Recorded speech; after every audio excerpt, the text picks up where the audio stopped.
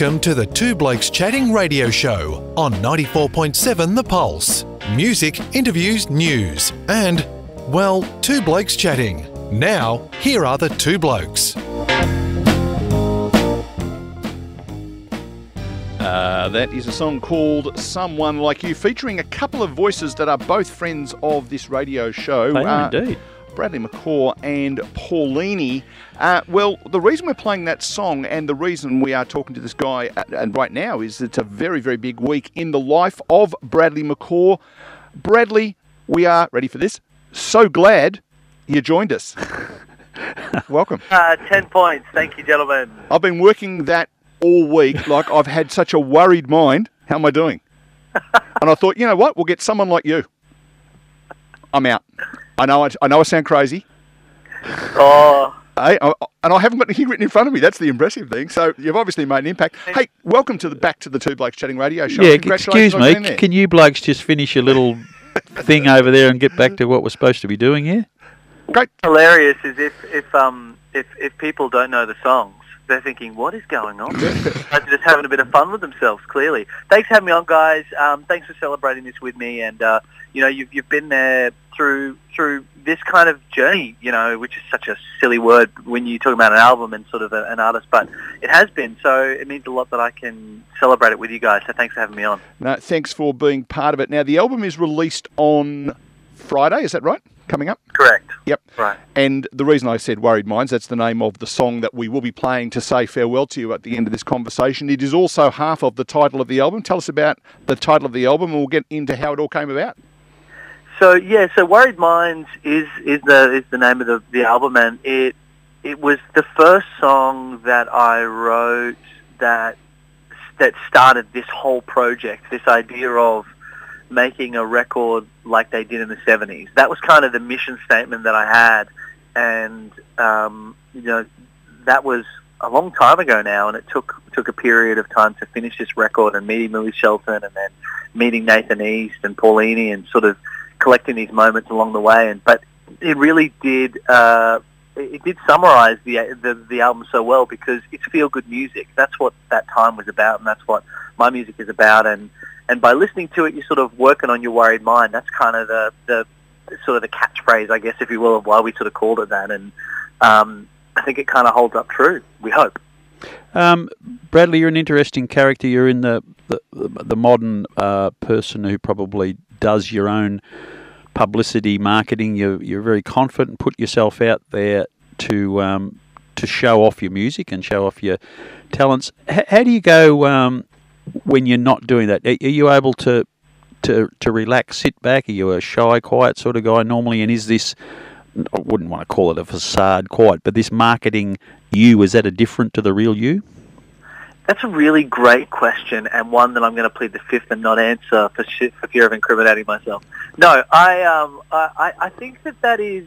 I think everybody has versions of themselves, even if it's with. You think about, think of three of your closest friends, and in some ways you sort of have different relationships with them, and that forms different parts of who you are, and different parts of who you are come out in those moments. I think that's not pretending. It's just sort of something that seems to evolve. You've got certain jokes and certain attributes in them that bring out certain things in you and certain things you talk about and all that sort of stuff. So I think the same is with an artist and with a career. At least that's what I'm finding. The modern world of music is just so crazy now. In fact, I was talking to Louis Shelton about this just yesterday for this thing we're working on at the moment, and to think of how much the music business has changed from when he started, which was, mono one mic recorders onto a 2-track, to today, and what the artist has to handle and has to monitor and sort of drive. I don't think anyone would have seen that coming. So I think you have to preserve some of yourself and not put too much of yourself into the work. But at the same time, when you love it and when it is kind of your thing, that becomes a very challenging process. Yeah, the reason I asked the question is there is so many artists like you now who are doing some really good stuff, writing their own music, making their own music in garages or bedrooms or whatever, trying to find that edge to get noticed. And I would go back maybe to that revolutionary time of the 60s with music. I mean, a guy like Bob Dylan, who would never have been out there pushing himself. Yeah. He just used his music and in an environment where the music was sort of been able to catch on. But you're competing in a space, so you've got to find an edge, maybe other than your music, to do it. And the way you present it is just interesting. I was wondering if that is the real you, or a bit of, geez, I really need to do this to get myself out there. Well, when I started, I really. I didn't understand social media. I think that's a fair thing to say. I mean, I started in classical music and musical theatre, and then I spent a period of time working on a musical called Becoming Bill, and I spent, a kind of a decade building a production company and getting this musical on and taking this huge mission to, like, get an Australian musical up. And when I started, I had no idea that was, like, a really hard thing. I was like, let's just write a musical. And it's a whole big story, and people can find out about that. But at the end of that, I was like, what was I wanting to do at the beginning of all this? And I was like, I wanted to make rock and roll music, like Billy Joel, like Elton John, the guys that inspired me to want to they helped me, and I found joy in that music. So I wanted to sort of give that back or be a part of that. And so then I started with that very kind of almost naive idea of what that was, that it's just about the music.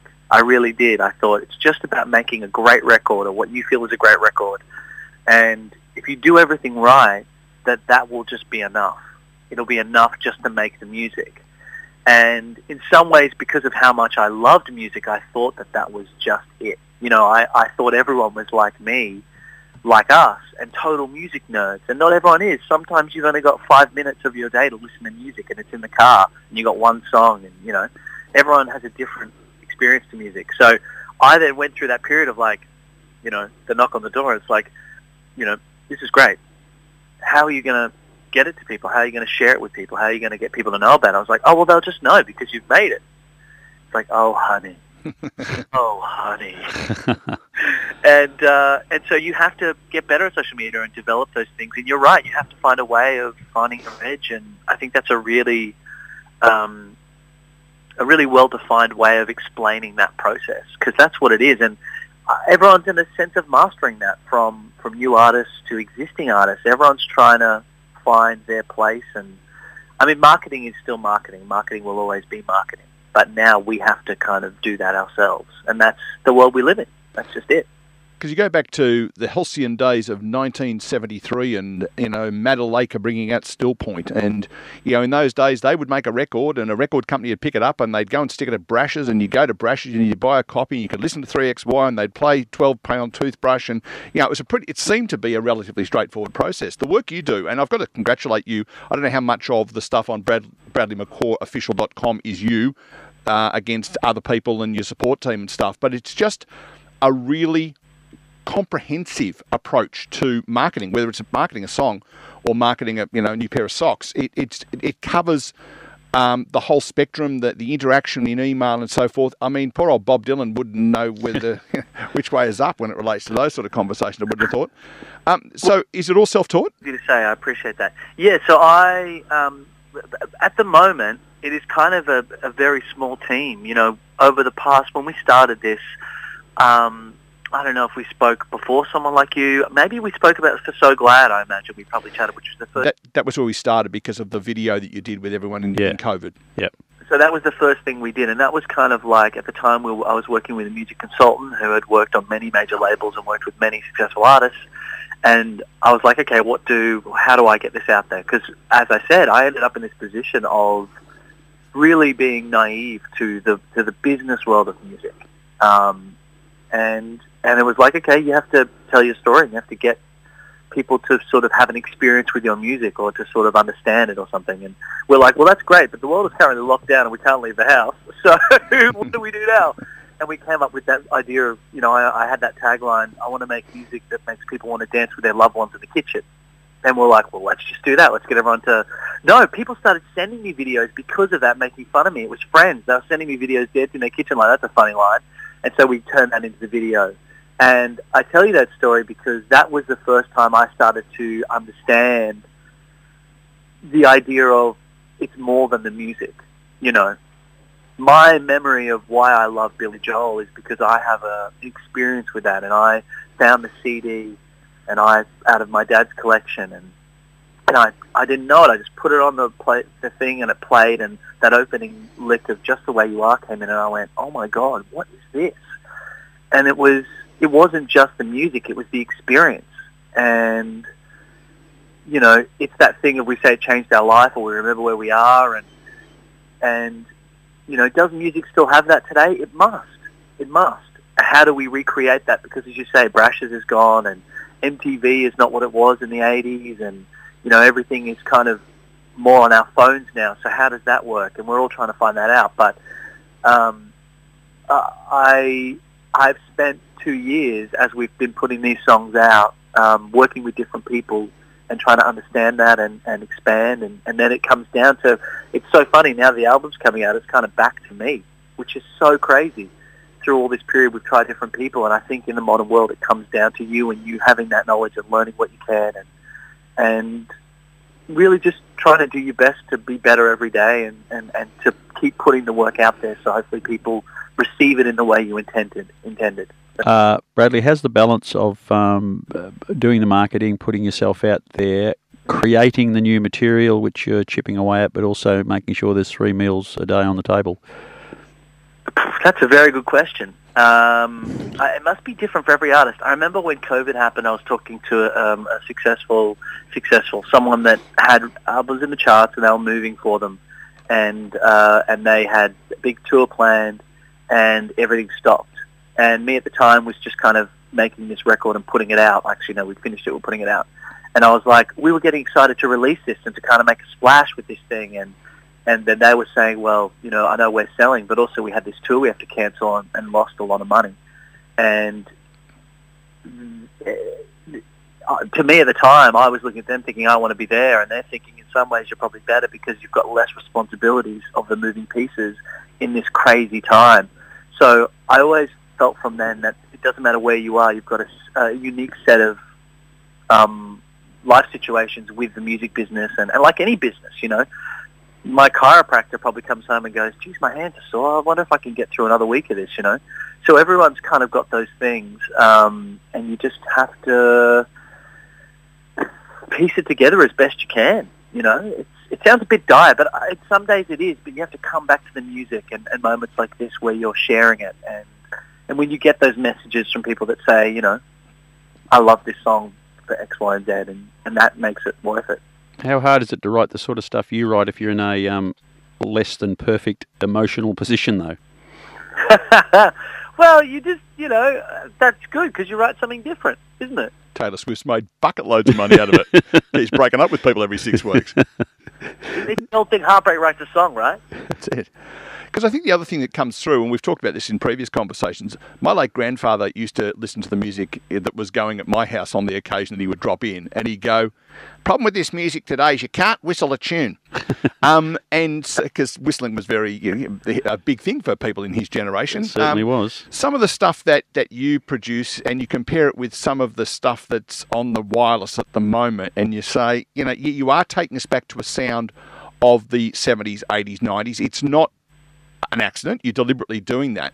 That's right. But getting traction with the people who buy the records, there's an old-fashioned expression, are you finding that the people who are buying them are people going, gee, that brings back memories of the 70s, 80s or 90s, or young folk going, wow, this is different.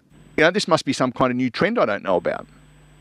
That's a really interesting question. And it's funny today we're talking about more of this kind of marketing side of stuff because it is kind of where I'm at in my career and my journey too, and trying to understand that. And it seems to be a bit of both, but it's amazing to me because I thought it would be probably, you know, when we set out to make a 1970s record, that's what we did. We actively did that. And in some ways, I was talking to the engineer this week, and he said, you kind of made an album for yourself, didn't you? And I was like, I guess I did. You know, in that... Have you bought a copy? Pardon? Have you bought a copy? Well, yeah, I had to. I wouldn't just give it to myself. No, true. But I think that every artist makes an album for themselves. You can't tell me that Bruce Springsteen was thinking, oh, you know what?